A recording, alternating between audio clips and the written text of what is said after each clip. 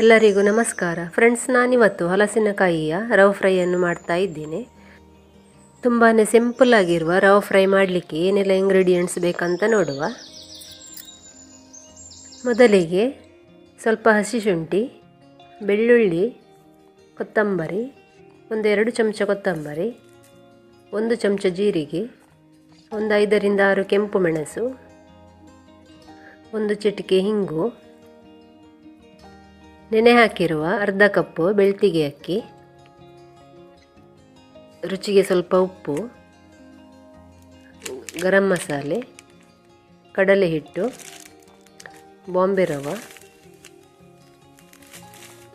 ಹಲಸಿನಕಾಯಿ 1, ಕರಿಯಲು ಸ್ವಲ್ಪ ಎಣ್ಣೆ. ಮೊದಲಿಗೆ ಒಂದು ಮಿಕ್ಸಿ ಜಾರ್ಗೆ ನೆನೆಸಿದ ಅಕ್ಕಿ, ನಿಮ್ಮ ಹತ್ರ ಅಕ್ಕಿ ಹಿಟ್ಟು ಇದ್ದರೆ ಅಕ್ಕಿ ಹಾಕಬೇಕಂತಿಲ್ಲ, ಮಸಾಲೆಯನ್ನೆಲ್ಲ ಹಾಕಿ ರುಬ್ಬಿಕೊಳ್ಬಹುದು. ನಾನಿಲ್ಲಿ ಮಸಾಲೆಯನ್ನೆಲ್ಲ ಹಸಿಯಾಗಿ ಹಾಕಿಕೊಳ್ತಾ ಇರೋದು. ಖಾರ ಜಾಸ್ತಿ ಬೇಕಿದ್ರೆ ಕೆಂಪು ಮೆಣಸು ಜಾಸ್ತಿನೂ ಹಾಕ್ಕೊಳ್ಬಹುದು. ಎಲ್ಲ ಮಸಾಲೆಯನ್ನು ಮಿಕ್ಸಿ ಜಾರಿಗೆ ಹಾಕಿ ಆದ ನಂತರ ರುಚಿಗೆ ಸ್ವಲ್ಪ ಉಪ್ಪನ್ನು ಹಾಕ್ಕೊಳ್ಬೇಕು. ನೀರು ಹಾಕಿ ನುಣ್ಣಗೆ ರುಬ್ಬಿಕೊಳ್ಬೇಕು. ಸ್ವಲ್ಪ ನೀರು ಹಾಕಿ ನುಣ್ಣಗೆ ರುಬ್ಬಿಕೊಳ್ಬೇಕು. ಫ್ರೆಂಡ್ಸ್, ಇವಾಗ ಮಸಾಲೆ ರುಬ್ಬಿ ರೆಡಿ ಆಯಿತು. ಫ್ರೆಂಡ್ಸ್, ನಾನಿಲ್ಲಿ ನುಣ್ಣಗೆ ರುಬ್ಬಿಕೊಂಡಿರೋದು. ರುಬ್ಬಿದ ಮಿಶ್ರಣವನ್ನು ಒಂದು ಪಾತ್ರೆಯಲ್ಲಿ ಹಾಕಿ. ಫ್ರೆಂಡ್ಸ್, ನಾನಿಲ್ಲಿ 1 ಚಿಟಿಕೆ ಗರಂ ಮಸಾಲೆಯನ್ನು ಹಾಕಿಕೊಳ್ತಾ ಇದ್ದೀನಿ. 2 ಕಪ್ ಕಡಲೆ ಹಿಟ್ಟನ್ನು ಹಾಕಿಕೊಳ್ತಾ ಇದ್ದೀನಿ. ಫ್ರೆಂಡ್ಸ್, ನೀವು ರುಬ್ಬುವಾಗ ಅಕ್ಕಿಯನ್ನು ಯೂಸ್ ಮಾಡದಿದ್ದರೆ ಈ ಟೈಮಲ್ಲಿ 1-2 ಕಪ್ ಅಕ್ಕಿ ಹಿಟ್ಟನ್ನು ಹಾಕಿ ಮಿಕ್ಸ್ ಮಾಡಿಕೊಳ್ಬಹುದು. ಮೊದಲಿಗೊಮ್ಮೆ ಚೆನ್ನಾಗಿ ಮಿಕ್ಸ್ ಮಾಡಿಕೊಳ್ಬೇಕು. ಸರಿಯಾಗಿ ಮಿಕ್ಸ್ ಆದ ನಂತರ ಹಿಟ್ಟು ದಪ್ಪ ಇದ್ದರೆ ಮಿಕ್ಸಿ ತೊಳೆದ ನೀರನ್ನು ಹಾಕಿಕೊಂಡು ಪುನಃ ಸ್ವಲ್ಪ ಮಿಕ್ಸ್ ಮಾಡಿಕೊಳ್ಬೇಕು. ಫ್ರೆಂಡ್ಸ್, ಒಮ್ಮೆಗೆ ಜಾಸ್ತಿ ನೀರು ಹಾಕೋದಕ್ಕೆ ಹೋಗಬೇಡಿ, ಸ್ವಲ್ಪ ನೀರು ಹಾಕಿ ಮಿಕ್ಸ್ ಮಾಡಿಕೊಳ್ಬೇಕು. ಫ್ರೆಂಡ್ಸ್, ಮಿಕ್ಸ್ ಮಾಡಿದ ಹಿಟ್ಟಿನ ಹದ ಈ ರೀತಿಯಾಗಿರಬೇಕು. ಜಾಸ್ತಿ ತೆಳು ಮಾಡಬಾರ್ದು, ಸ್ವಲ್ಪ ಗಟ್ಟಿಯಾಗಿರಬೇಕು. ಇವಾಗ ಮಸಾಲೆ ರೆಡಿ ಆಯಿತು. ಫ್ರೆಂಡ್ಸ್, ಇವಾಗ ಹಲಸಿನಕಾಯಿಯನ್ನು ಕಟ್ ಮಾಡುವ. ಒಳ್ಳೆ ಫ್ರೆಶ್ ಆಗಿರುವ ಹಲಸಿನಕಾಯಿ ಕಟ್ ಮಾಡಿದ ತಕ್ಷಣ ಈ ರೀತಿ ಸೊನೆಯೆಲ್ಲ ಬರ್ತದೆ. ಇದನ್ನು ಒಂದು ಪೇಪರ್ನ ಸಹಾಯದಿಂದ ತೆಗೆದುಕೊಳ್ಬೇಕು. ಬಟ್ಟೆ ಇದ್ದರೆ ಬಟ್ಟೆಯಿಂದಲೂ ತೆಗೆದುಕೊಳ್ಬಹುದು. ಮೊದಲೇ ಕೈಗೆ ಕಟ್ ಮಾಡುವ ಮೊದಲೇ ಕೈಗೆ ಎಣ್ಣೆ ಹಚ್ಚಿದರೆ ತುಂಬಾ ಒಳ್ಳೆಯದು, ಸೊನೆ ಎಲ್ಲ ಕೈಗೆ ತಾಗೋದಿಲ್ಲ. ಫ್ರೆಂಡ್ಸ್, ರವೆ ಫ್ರೈ ಮಾಡಲಿಕ್ಕೆ ಎಳತ್ತು ಹಲಸಿನಕಾಯಿ ಆದರೆ ತುಂಬಾ ಒಳ್ಳೆಯದು, ಬೆಳೆದದ್ದು ಆಗೋದಿಲ್ಲ. ಫ್ರೆಂಡ್ಸ್, ನಿಮಗೆ ಯಾವ ಸೈಜಲ್ಲಿ ಬೇಕೋ ಆ ಸೈಜಲ್ಲಿ ಕಟ್ ಮಾಡಿಕೊಳ್ಬಹುದು.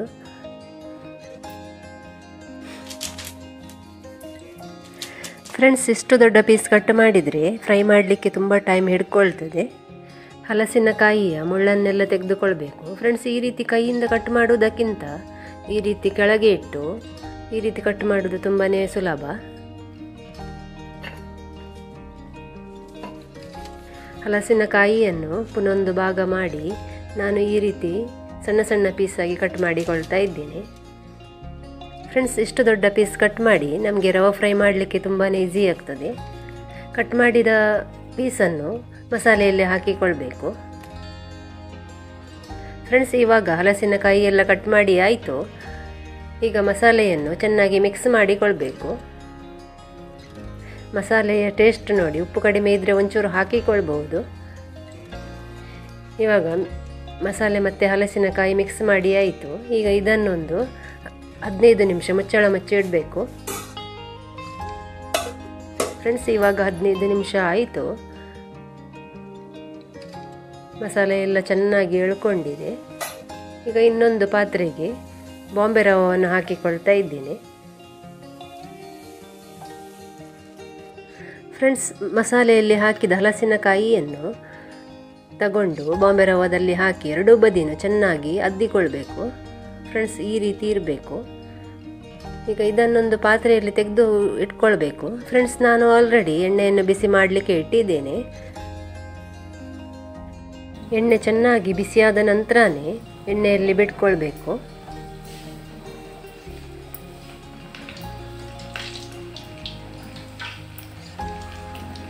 ಬಿಟ್ಟ ತಕ್ಷಣ ಸೌಟು ಹಾಕ್ಕೊಳ್ಳಿಕ್ಕೆ ಹೋಗಬೇಡಿ. ಸ್ವಲ್ಪ ಹೊತ್ತು ಬಿಟ್ಟು ನಂತರ ಈ ರೀತಿ ತಿರುಗಿಸಿ ಹಾಕ್ಕೊಳ್ಬೇಕು. ಸಣ್ಣ ಉರಿಯಲ್ಲಿಟ್ಟೇ ಬಿಟ್ಕೊಳ್ಬೇಕು. ಚೆನ್ನಾಗಿ ಫ್ರೈ ಆಗಬೇಕು. ಈ ರೀತಿ ನೊರೆ ನೊರೆ ಬರೋದು ಕಂಪ್ಲೀಟ್ ಕಡಿಮೆ ಆಗಬೇಕು.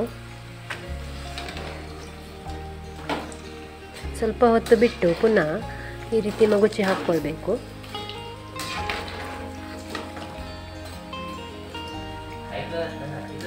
ಕಡಿಮೆ ಅಂದರೆ ಒಂದು 5 ನಿಮಿಷನಾದರೂ ಫ್ರೈ ಮಾಡ್ಕೊಳ್ಬೇಕಾಗ್ತದೆ ಫ್ರೆಂಡ್ಸ್. ಇದು ಫ್ರೈ ಮಾಡಲಿಕ್ಕೆ ಸ್ಟಾರ್ಟ್ ಮಾಡಿ ಒಂದು 5 ನಿಮಿಷ ಆಯಿತು. ಮಧ್ಯಮ ಉರಿಯಲ್ಲಿಟ್ಟು ಫ್ರೈ ಮಾಡ್ಕೊಳ್ಬೇಕಾಗ್ತದೆ.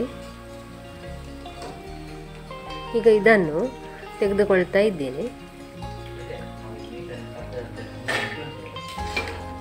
ಎಣ್ಣೆಯಲ್ಲಿ ಬಿಡುವಾಗ ಸಣ್ಣ ಉರಿಯಲ್ಲಿಟ್ಟು ಬಿಟ್ಕೊಳ್ಬೇಕು. ನಂತರ ಫ್ರೈ ಮಾಡುವಾಗ ಮಧ್ಯಮ ಉರಿಯಲ್ಲಿಟ್ಟು ಫ್ರೈ ಮಾಡ್ಕೊಳ್ಬೇಕು.